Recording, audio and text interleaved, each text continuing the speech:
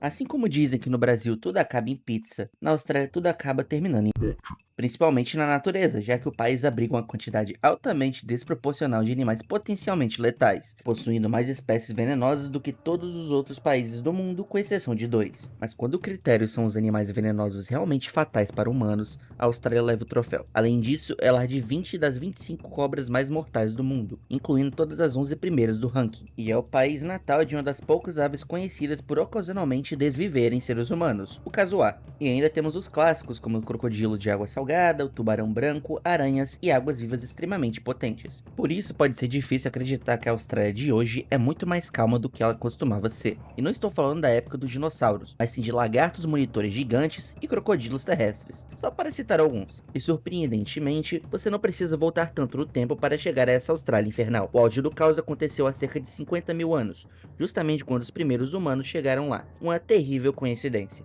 Naquela época não eram os mamíferos, mas sim os répteis que dominavam a Austrália. E não demorava para qualquer recém-chegado perceber que havia algo muito errado, já que o território era povoado por criaturas verdadeiramente aterrorizantes. Uma delas era um crocodilo terrestre de verdade, não um simples parecido com um crocodilo, mas um crocodiliano genuíno que caminhava confortavelmente em terra firme. Essa criatura era chamada quincana, um dos principais predadores da Austrália durante o Pleistoceno. Essa espécie compartilhava muitas características com os crocodilos modernos e chegou a ser considerada um crocodilo de fato, mas por conta de um crânio bem diferente, foi movida para um grupo extinto chamado Mecosukini. Além do crânio peculiar, paleontólogos notaram também que suas pernas eram incomuns, muito longas para um crocodiliano, permitindo que mantivesse o corpo erguido e até que corresse. Isso levou à conclusão de que era um predador terrestre, reforçada por suas patas em formato de casco e cauda achatada, que não era adequada para a natação. Infelizmente, para qualquer mamífero da época, o quincana não era pequeno. A maioria dos adultos media 3 metros e pesava cerca de 200 quilos, quase o mesmo peso de um jacaré médio. E havia exemplares ainda maiores, chegando a 6 metros. Por causa disso, não tinha dificuldade alguma em derrubar grandes mamíferos, incluindo de vez em quando um humano azarado.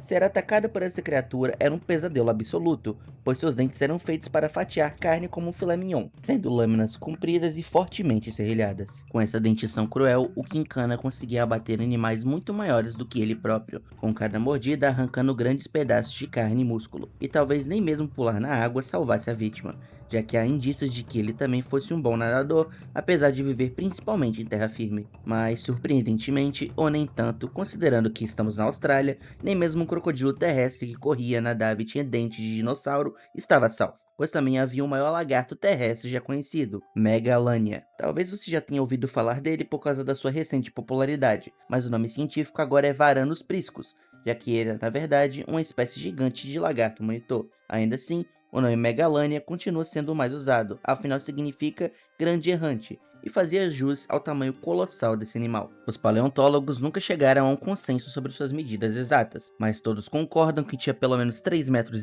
de comprimento e cerca de 160 quilos.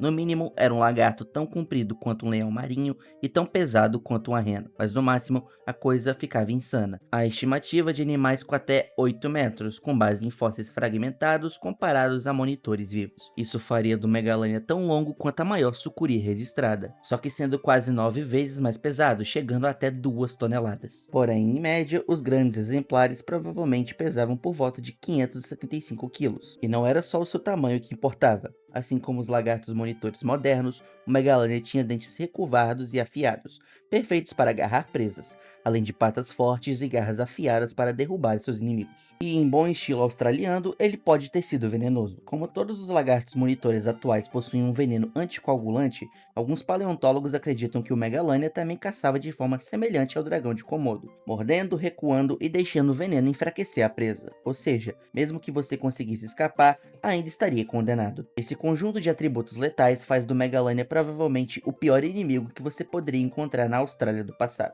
A não ser que você tenha fobia de cobras. Nesse caso, sua maior ameaça seria a Wunambi. Esse nome pode não soar tão assustador, mas pertencia a uma cobra gigante extinta que viveu lado a lado como o Quincana e o Megalania. E diferente das cobras modernas, a Wunambi fazia parte de uma família hoje extinta chamada Metsoidae, caracterizada por mandíbulas primitivas, pouco flexíveis e de tamanhos colossais. O Wunambi chegava a 6 metros como uma piton birmanesa grande. Felizmente, ela não era venenosa, mas isso não diminuiu seu perigo. Ela caçava por constrição, emboscando presas perto da água, se enrolando nelas e apertando até o sangue parar de circular. O problema vinha depois. Por ter a boca pouco flexível, ela não conseguia engolir presas inteiras como as cobras modernas. Em vez disso, ela rasgava pedaços da presa com seus dentes e músculos, chegando a eviscerar vítimas.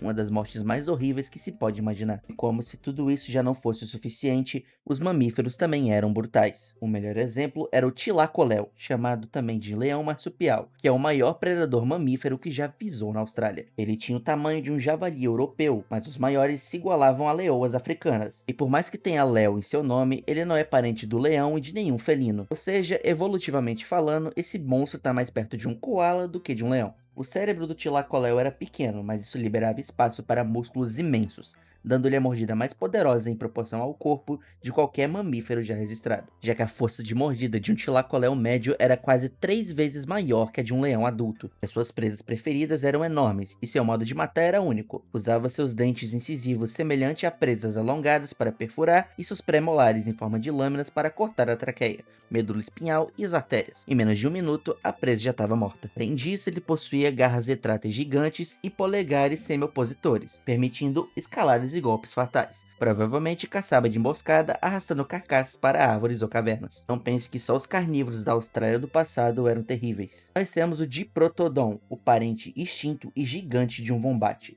que podia pesar até 4 toneladas, do tamanho de um elefante asiático. Mesmo ele sendo um herbívoro, a força de sua mordida tinha cerca de 11.000 newtons, forte o suficiente para esmagar um fêmur humano. Ou seja, a Austrália pré-histórica era um verdadeiro pesadelo. E lembre-se, todos os animais perigosos que já existem lá hoje já existiam naquela época também.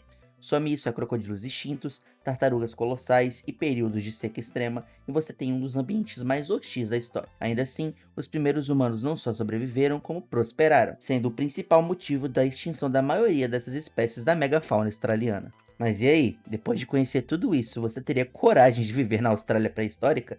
E se você gostou dessa viagem pelo passado assustador, deixa o like para fortalecer, se inscreve no canal e ativa o sininho, porque ainda tem muito mais histórias bizarras da pré-história vindo aí. Até o próximo vídeo e tchau, tchau!